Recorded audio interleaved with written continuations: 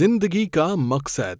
अस्सलामुअलैकुम दोस्तों कैसे हैं आप सब व्यूवर्स। कहीं ना कहीं हमारी मेंटेलिटी सफरिंग के वक्त जिंदगी जीने का मकसद ढूंढने लग जाती है। What is life? हमारी जिंदगी का मकसद क्या है?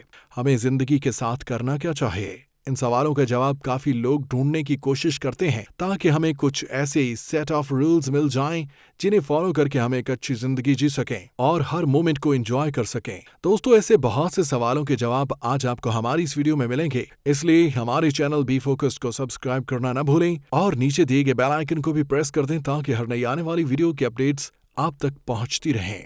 हम लाइफ को एक प्री प्लान गेम की तरह ट्रीट करते हैं जिसमें जब हम हारने लगते हैं तो हम ये सोचते हैं कि शायद हमें गेम के रूल्स ही सही तरह से नहीं पता, शायद हम लाइफ ही गलत तरीके से जी रहे हैं। यहीं से शुरू होता है लाइफ की मीनिंग ढूंढने का प्रोसीजर।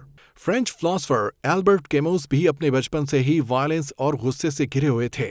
अपने वालिद को वर्ल्ड वॉर 1 में खोने के बाद और अपनी गिरती हेल्थ के मद्देनजर वो ये सोचने पर मजबूर हो गए कि अगर इस दुनिया का कोई मतलब नहीं है तो क्या इस दुनिया में हमारी जिंदगी का कोई मीनिंग हो सकता है। जहां इस दौर के हर फिलोसोफर ये मानते थे कि इंसान एक कोरे कागज की तरह होता है जिस पर वो अपनी लाइफ का मीनिंग खुद लिखता है, जिस पर कैमू का मानना था कि हम इंसान एक कॉमन पर्पस के साथ पैदा होते हैं और ये कॉमन पर्पस होता है लाइफ के उतार चढ़ाव में अपनी लाइफ का मतलब ढूंढना। दोस्तों, ज्यादातर जब हम ये बात सोच रहे होते हैं कि जिंदगी का क्या मकसद है तो आराम से लेटे हो या फिर बारिश के सुहाने मौसम में खिड़की से बाहर लेटे हुए सोच रहे होते हैं। लेकिन आप इमेजिन करें कि अगर आपको एक कंसंट्रेशन कैंप में डाला जाए, आपको आपके रिलीजन की वजह से डेथ सेंटेंस दे दिया गया हो और आपके सर्वाइवल के चांसेस सिर्फ 1 in 28 हो, तो मतलब ये बात ऑलमोस्ट पक्की है कि आप मरने वाले हो। तो क्या आप उस सिचुएशन में ये सोच पाएंगे कि आपकी जिंदगी का मकसद क्या है? यही फेस करना पड़ा विक्टर फ्रैंकल को। वर्ल्ड वॉर 2 के टाइम हिटलर ने उन्हें कंसंट्रेशन कैंप में डाल दिया गया और उनकी फैमिली से अलग कर दिया गया। उनको बहुत ही बुरी कंडीशंस में रख दिया गया था।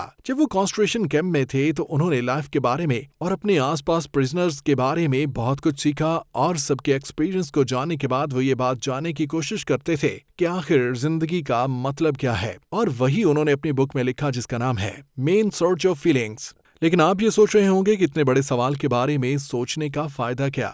जिंदगी के मतलब के बारे में सोचने से मेरी लाइफ कैसे इंप्रूव होगी? तो मैं आपको बताना चाहता हूँ। गिव अप आइडियाज के बारे में विक्टर बताते हैं कि कंसंट्रेशन कैंप्स में अक्सर उन लोगों को पता चल जाता था कि कोई इंसान मरने वाला है। बस उसका एटीट्यूड देखकर बहुत सारे लोग सोचते थे कि वो जेल से निकलकर क्या करेंगे, उनकी फैमिली कैसी होगी, एटसेट्रा। लेकिन जब कोई उन सब चीजों के बारे में बात करना बंद करता था, एकदम डिप्रेस्ड हो जाता था और उसको अपनी लाइफ की कोई मीनिंग नहीं दिखती थी, तो वो बीमार और वीक होकर मर जाता था। विक्टर कहते हैं कि अगर एक बार आपको अपनी लाइफ का वाई मिल जाए तो आप किसी भी हाव को झेल सकते हैं। फॉर एग्जाम्पल, काफी बार लोग ऐसे प्रोफेशंस में चले जाते हैं जिसमें उनको कोई इंटरेस्ट नहीं होता क्योंकि वो अपने वाई को नहीं जानते कि वो अपना प्रोफेशन क्यों कर रहे हैं। जबकि वो किसी भी मुश्किल में फंस जाते हैं तो वो आगे पुश नहीं कर पाते क्योंकि उनको अपना वाई क्लियर नहीं होता। उनको पता ही नहीं होता कि वो ये काम क्यों कर रहे हैं। लेकिन अगर उनका वाई क्लियर होता है तो उनके रास्ते में जो भी मुश्किलें आती हैं वो उससे आगे बढ़ सकते थे।